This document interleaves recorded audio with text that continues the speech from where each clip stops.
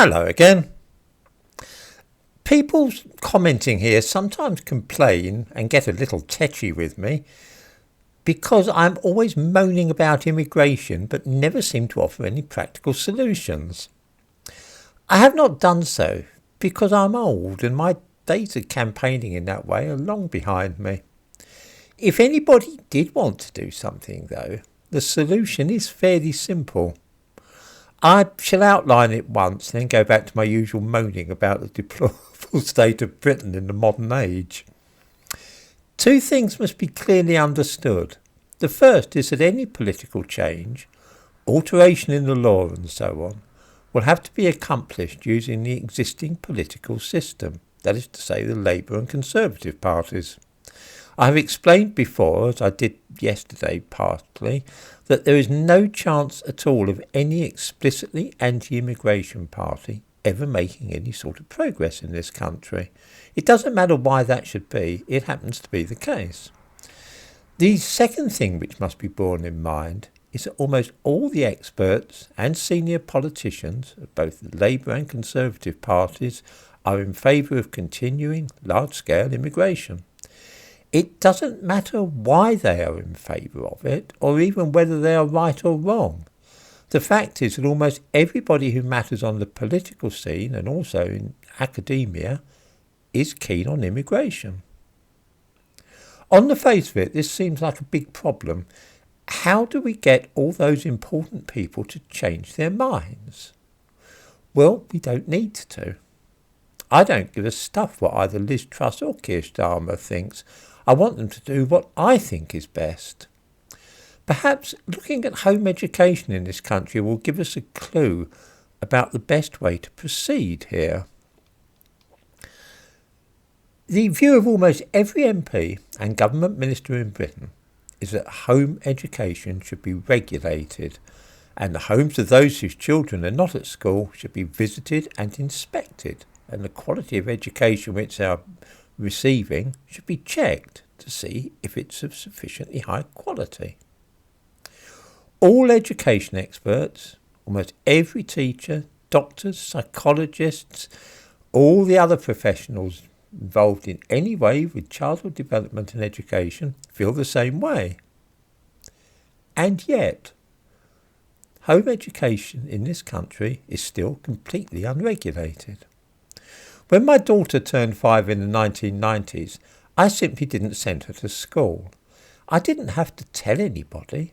I didn't have to allow anybody from the local authority to come and see what I was up to.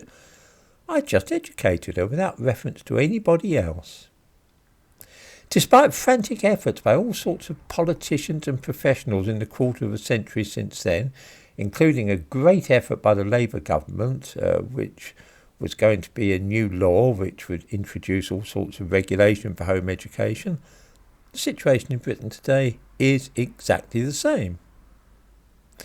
In the intervening period, we've seen 7 different Prime Ministers, various inquiries and all kinds of proposed legislation, but nothing ever happens and home education is still completely unregulated. How is this possible? Since all the government ministers and all the experts and all the politicians all want the situation to change? The answer is that home educators are very well organised, and although there are only perhaps 40 or 50,000 in the entire country, they are a fearsome lobby to contend with, and few governments want to get to grips with them. What do home educators do, you're probably asking? Well, for one thing, they present themselves to politicians and newspapers not as some organised body, but rather as a mass of concerned individuals. They circulate templates to each other via private messaging groups for letters to be sent to MPs, newspapers and so on. They get their relatives and friends to send such letters as well, thus making it seem that there is far more support for unregulated home education than is actually the case. They ring up newspapers, they get reporters to come round and do articles about successful home education. I've played that game myself with my own daughter. They run email campaigns. They flood public inquiries with articulate responses so that it appears that the general public are opposed to regulating home education. Since most ordinary people don't care much either way, they never bother to send in responses to public consultations.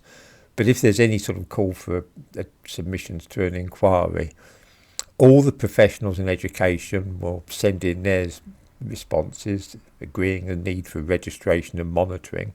But these are hopelessly outnumbered by all the supposedly spontaneous replies and submissions which have been organised secretly by home educators. This is why the law has never changed on this subject. Returning to the topic of immigration, it's not hard to see how such a campaign might work there. There would be little point in writing directly to the Prime Minister or Home Secretary. But hang on, we know that backbench MPs can topple a government if they wish. We saw that recently with Boris Johnson. I think one would have to target MPs in marginal seats, and perhaps especially those in the so-called red wall, where there is every chance that seats could change hands at the next election.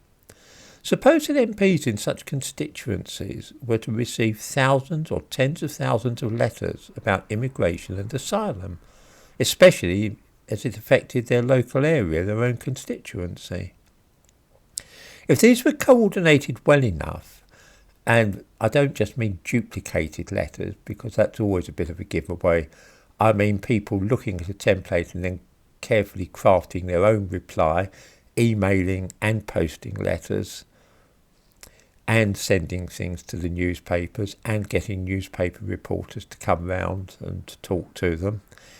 If all this was coordinated well enough, it could look like a swell in public opinion. Now imagine if both the sitting MP and the opposition candidate were assured that many voters would choose the first of the two candidates who publicly stood against more immigration or asylum seekers in that area. If MPs in a marginal constituency think there are enough votes in a scheme, or if their opponent thinks that this will swing the electorate their way, then they might well be bounced into making such a public declaration, which I would find it very hard to go back on later. Elections in this country all ultimately depend upon a handful of marginals, so it would need somebody to work out which ones would be most vulnerable to a strategy of this kind, particularly in the run-up to the next general election.